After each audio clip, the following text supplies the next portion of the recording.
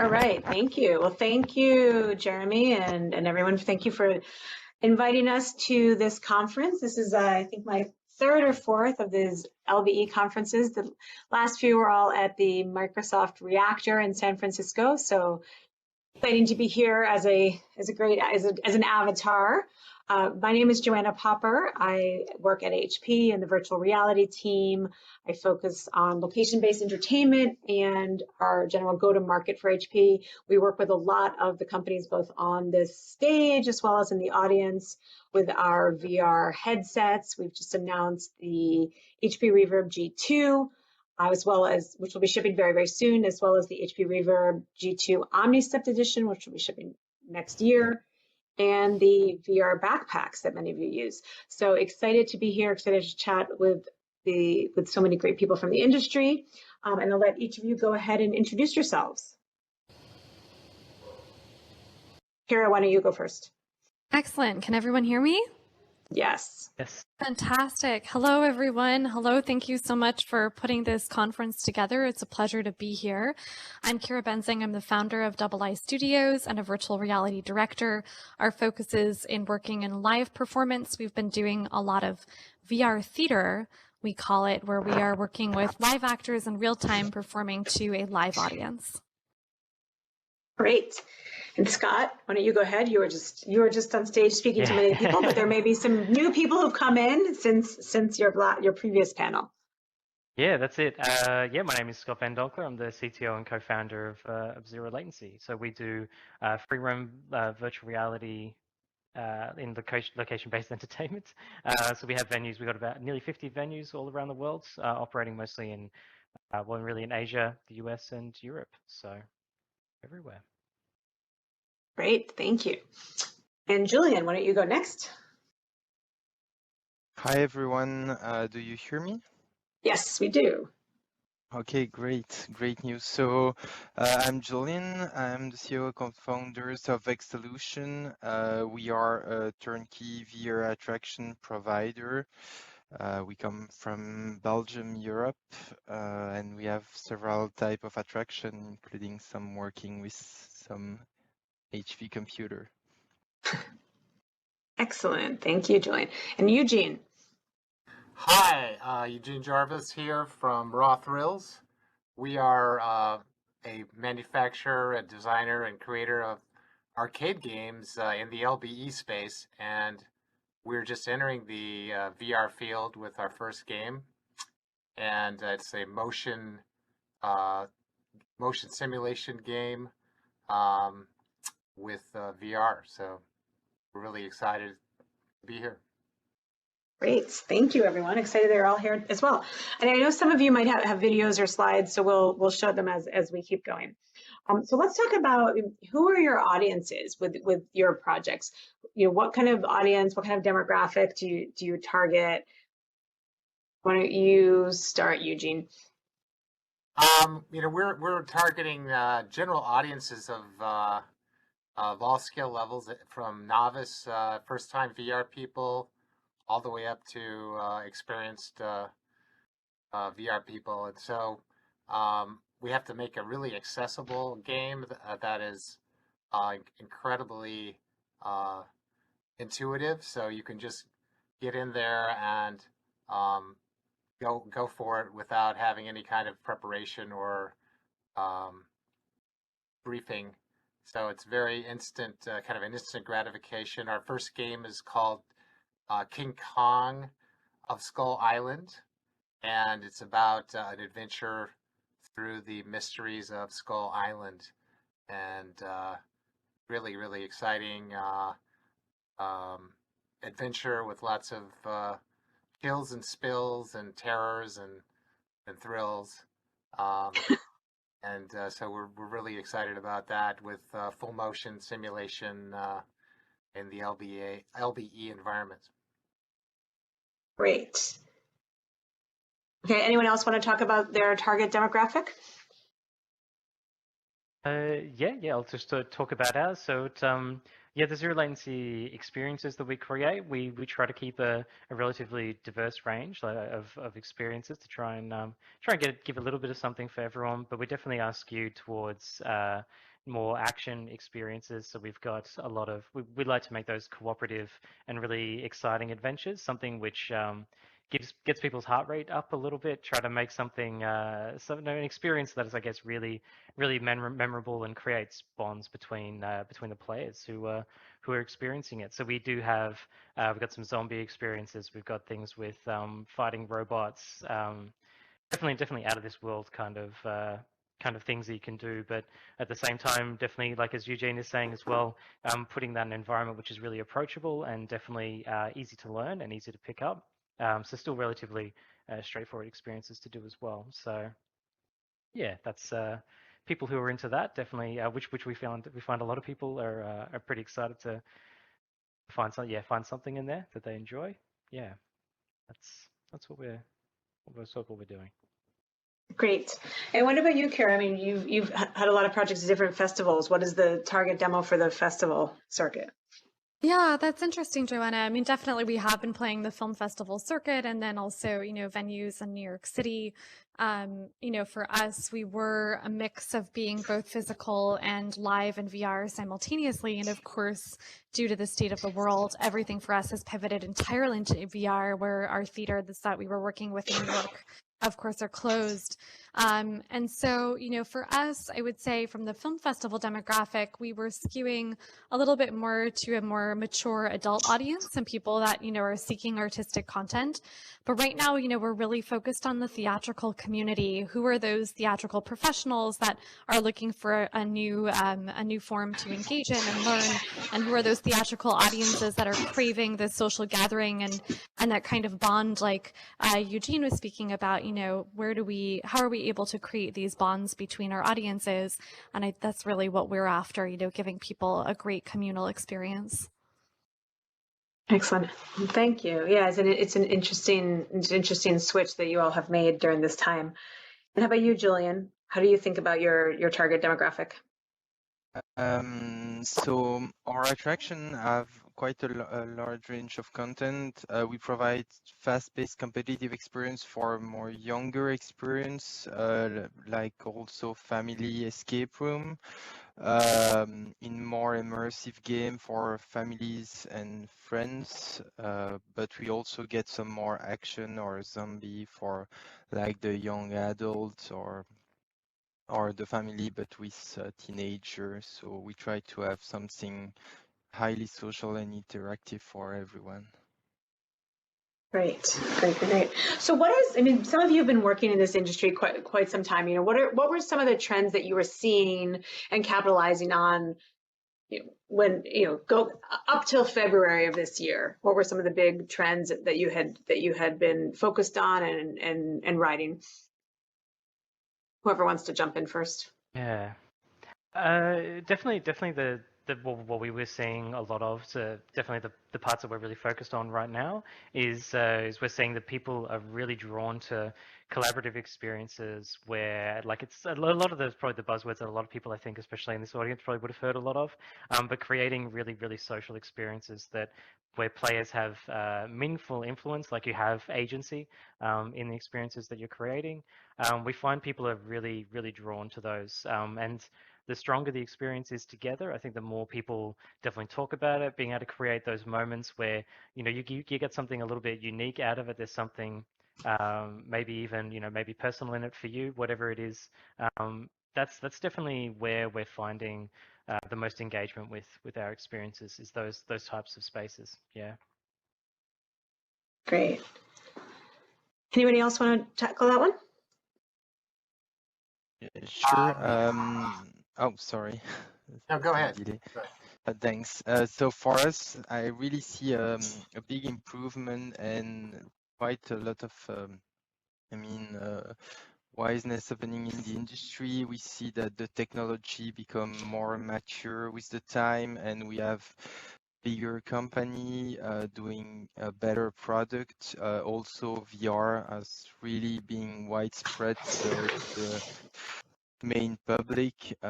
When we see the new Kong experience from Road Trail, we see it really gets spread to everyone, and it's more like not a niche anymore. So that's great. Yeah, it's true. It's true. It's a good observation. Well, maybe hey, I'll just jump in here, Eugene Jarvis, Yeah. to talk about kind of our experience the last couple of years, and um, we've really we knew we wanted to get into the VR space for a long time, and just in the last year or two, I've been really impressed with the new technology that's coming out, and I think the HP Reverb headset is, and the Reverb 2 even more so, Yeah. is just an incredible piece of hardware, and we're really excited about um, the possibilities there, just to really kind of break down the screen door artifacts, the bad frame rates, the bad resolution, and with the Reverb 2, you just have really incredible resolution, incredible frame rate, beautiful display, very bright, and I think Yeah. it's really gonna first great for first time VR people to just feel that magic, Yeah. and so that's kind of our goal. Is I think our audience is very casual, and so we're introducing you know the general public to VR, many people for the first time, and so it's just really important to have a great experience and not get nauseated or get a headache or what have you. And I really think the technology from HP is really helping us there. And Yeah. Isn't that No, true, Eugene? that's And aren't yeah. they lucky, those first-time users, if they get to start with a headset like the HP Reverb G2? Yeah. It's a great point though. Like it is the technology is moving to that space where like the way that you really want it to be is you don't want the technology to be in the way of your experience. Like it's kind of you don't want it to be noticeable. And you're right, like the resolution, the technology, like and even like the comfort, all those sorts of things, finally getting to the point where it's really out of the way. So when a player comes in and they, or just whoever it is who wants to go and experience whatever you've created, they don't have to. It's not nearly as cumbersome, I'd say, as it was in the early days, where there's, all manner of things, whether it is screen door comfort or even just whether have the frame rates and the nauseation, the nauseation's that's not a word, and nauseous the experience might make you, but all of that's really disappearing, and we get to just focus on making great experiences instead for the players, and that's what they take away and remember. They don't remember, oh, the world looked a little bit fuzzy and maybe I couldn't quite see my friend or something like that. That's really where we want to get it to, and I feel we're very much in that space now. yeah, and I'm kind of surprised since the pandemic. I would have thought, I was thinking, oh my gosh, we're doing VR. You have to put on a headset in a public environment and so forth. I thought people would be very paranoid of it. Um, but with the right sanitation and face masks and face protectors and so forth, and wipe downs and sterilization, the safety issue is pretty well dealt with, and I'm amazed at how players are so accepting of it, and just they crave the just the excitement and the just the coolness of VR, and it kind of it's really outshining a lot of the other games, and Yeah. it almost I would have thought that pandemic would make people be leery of putting on a headset, but not the case. I think it actually speaks to the fact that there is a core aspect to our humanity that craves social interaction, and we want to be together, and we will actually jump through these hurdles together no matter what the state of the world is going through. We're ready to embrace these challenges as a species so that we can have memorable experiences, because we want to be together and go on these adventures and have these memorable moments that we can talk about and speak to, and that's maybe even more important to live through. I have Joanna has sent me a list of her questions while she's getting her audio to reload, so maybe I can help improvise here. Her next question for us, fellow panelists, and again, I'm speaking, on behalf of Joanna Popper and HP. Her next question is, how has COVID impacted your business, your customers, and your partners?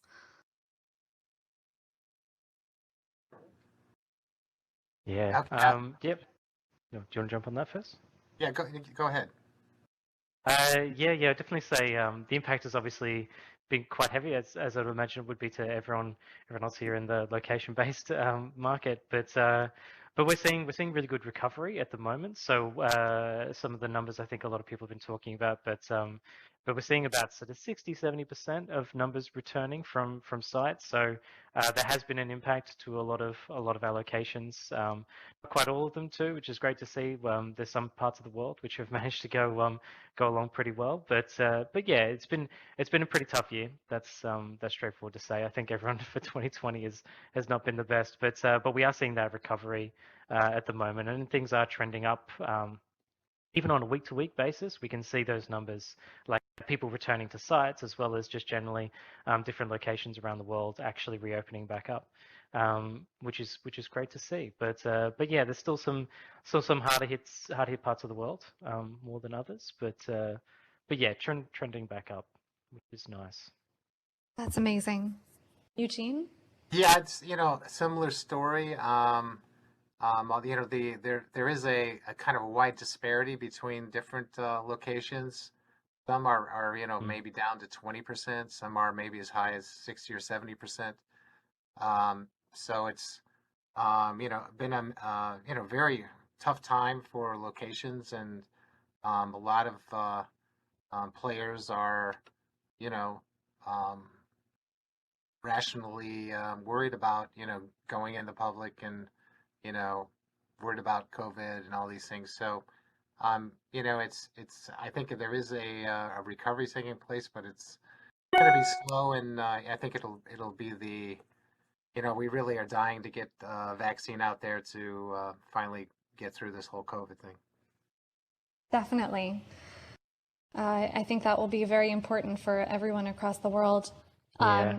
For us, we have not been able to run any shows in New York City. I mean, everything is just completely, the theater industry is totally closed down. But, for us, we've been strategizing about, running our shows entirely in VR right now and treating that as its own virtual location. We bring people into the world of Mount Olympus, and, that's their first entry point to our story. So, and then we have a branching narrative that takes them into other worlds from there. But we think about this kind of, as if we were receiving them in the real world.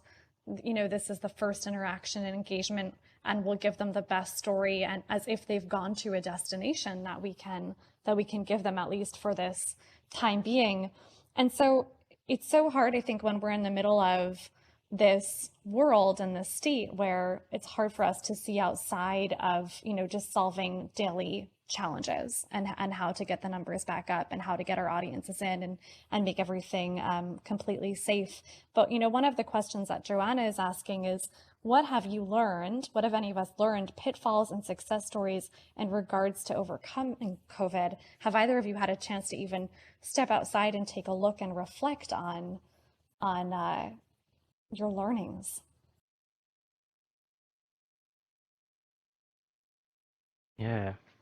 That's a good question. Yeah, it's I would say some of the successful things that we've seen is definitely like a lot of what as people here are talking about as well, around just demonstrating good hygiene, having really good setup on sites, so that when someone comes in to the venue, or even from outside, they can see that we're taking this seriously, and we're taking the precautions that we need to take to make sure that everyone has like a safe experience when they're in a venue. So we've seen a lot of that, and seen a lot of locations do it really, really well. I'm trying to think of a pitfall necessarily, but if someone else wants to jump in. All right. Who else has some learnings then from this time period? Julian, is that you? Sure. Yes, sure. So what we have observed from our customer location and our own center is basically the first response is pretty positive for the customers. So not especially group from enterprise, which is really lower, but the classic B2C market response is pretty high. We were a bit afraid, especially what would be the reaction of the main public to put a VR headset on their head, but actually most of the people are good with it as long as there are a safe sanitization process. And we also see a small change in the habit of the people. So we sell longer session. I mean, the center that sell longer session have way better fulfill rate because there is less operation, you sanitize less, and then people will play longer. So and they feel safe if they have like book the area for them. So that's some of the learning we have took for. That's great. That's great to hear that. And so, what are you thinking about? What kind of strategies have you all adopted to given the current situation in terms of operations? We talked about sanitization, in terms of marketing, in terms of any changes in content, the decrease in travel that we have right now. How are you, is it changing who your audience is, or what are some of the different strategies that you've taken that have been working for you in the current time period? We in our King Kong experience, we decided to go with gestural controls, just hand gestures and arm gestures and so forth, and obviously eliminating any kind of sanitation issues there. But we were really amazed at how, it's so cool to have like a naturalistic interaction with the environment, touching things and grabbing things as you would in real life. I think it's very magical to people. That's great. And so was that change? That change was specifically because of COVID that you went in that direction, and then it ended up being a net benefit for you? Exactly. Yeah. Yeah. It was, and also very much more flexible than a traditional arcade type controller. That's true. That's true. Hmm. How about you? Go ahead.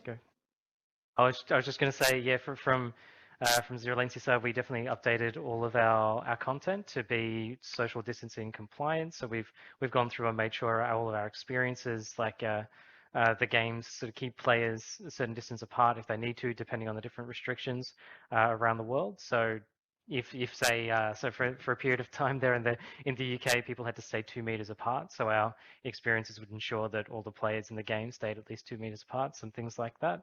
As well as the hygiene, the application of, I guess for a lot of avenues, we're already doing hygiene practices which were actually already eliminating COVID. So the things we were already doing, we didn't realize that beforehand, obviously, but they've now tested and proven to also eliminate COVID as well, which is excellent. So so more demonstrating that, putting that in our marketing material, putting that, making that visible at the venues and things like that. So yeah, a lot has changed, I would say, probably on our side. Great. All right, so we're running towards the end of our panel.